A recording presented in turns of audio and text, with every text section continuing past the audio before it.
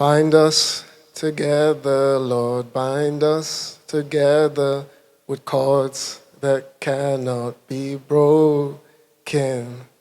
Bind us together, Lord, bind us together with love. This was one of my dad's favorite hymns. It is fitting because it is the epitome of how he lived his life.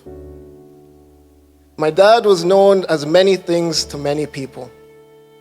Mighty man of God, champion of industry, loyal friend, protective brother, dutiful son, cherished husband, devoted father. I, amongst others, had the fortune of experiencing multiple facets of Pastor Dr. Tamilore Fashina. The thing that they all had in common is that every single aspect of who he was rooted in love. Overwhelming love. The type of love that cannot be mistaken. The type of love whose width and whose breadth takes you by surprise. The type of love whose presence can be immediately felt. Indeed, to know my dad was to know love. And to be loved by him was to be loved in completion. This love is the reason why we're here today. It is the cords that have bound us together throughout the years and bind us together in this moment. The last month has been difficult for all of us. Not just for me and my family. We've received phone calls and texts with shock, pain, and despair, too protruding to be hidden. There's a Yoruba adage that says, and I'll spare you my Ajibota pronunciation by saying it in English, the elephant has fallen. It describes the type of reverberating loss that is experienced when a great man has passed. And my dad was a great man. But in between the tears, there's laughter. In between the tears, there's joy. And I can hear my father's voice. You see, my dad was a very serious man. In fact, there was nothing he detested more than being unserious. Anyone who's ever been on the receiving end of one of his scoldings, I heard there was a few from EcoBank, you can attest exactly how serious he was. He used to say that there was nothing he loved more than seeing young men and young women put to work. Yet, in spite of this, my dad was an immensely joyful man. He had the type of laugh that could fill up a room and let you know that he arrived. He had a smile like a naughty schoolboy who'd been caught taking too many sweets. He had a hug that made you feel like you were the only person in the room. So you see, even amongst the grief, it's easy for fond memories to slip in. It's easy to hear what he'd be saying right now if he was here, the instructions that he would be giving. Make sure that every poster that has my name says Doctor. I didn't work that hard for the PhD to be addressed as Thomason. You see, my dad was always pushing himself.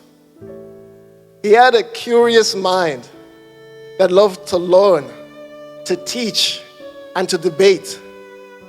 But above all, he loved a challenge. And as he challenged himself, the accomplishments and the accolades multiplied.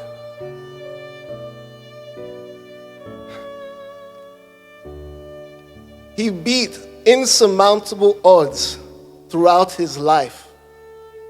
And as he climbed mountains, he brought everyone he knew with him, lifted him up, even if it meant going slower. His underlying drive was always his family, beginning with his siblings and parents and continuing to his wife and children. So I had the privilege of having him as my father, but I also know that he was a father figure to many. Whether he was his corporate mentees or his church congregation, these individual and collective relationships were immensely important to him. Whether you knew him as Tamilore Fashina, group executive and CIO, or Pastor T, as he was belovedly known at church, he saw it as his responsibility to make an impact on people's lives. This impact extended to his friendships. It always took me by surprise, but it's indicative of the type of person that he was, that multiple of his friends named either one of their children after him or made him their child's godfather. But there was no one he impacted more than his immediate family.